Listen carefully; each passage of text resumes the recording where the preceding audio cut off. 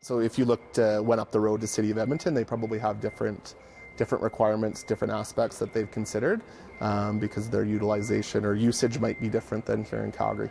Electric scooters are expanding across the country after first launching this summer in Calgary.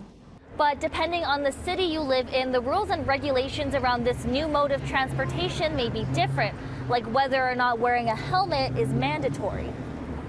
For the scooters, we work with the province, and we felt that encouraging helmet usage was the right thing for this specific pilot. Montreal just launched its own program, and Edmonton will have its very own e-scooters soon. Calgary's e-scooters didn't come with a ton of regulations. Parking is allowed on city property so long as it's out of the way, and they can be taken on sidewalks and bike lanes. In Montreal, it's more strict. Helmets are mandatory and scooters must be parked in designated parking spots. They're allowed on bike lanes and streets with speed limits below 50 kilometers an hour, but not on sidewalks.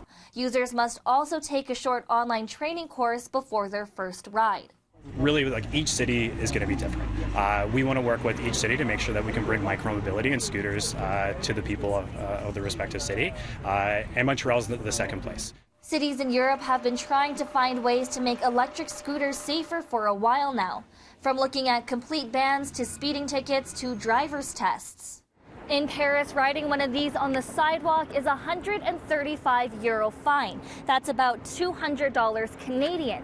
And in Germany, they realized there needed to be more regulations around these dockless devices, so they announced on-street parking zones rather than leaving them in the middle of sidewalks.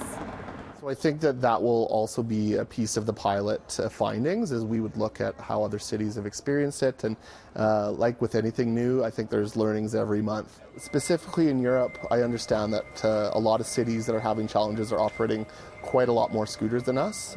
Companies like Lime do have safety features for their app to verify age and sobriety, but whether or not those features are used is up to each city. In Calgary, Kristen Fong, City News.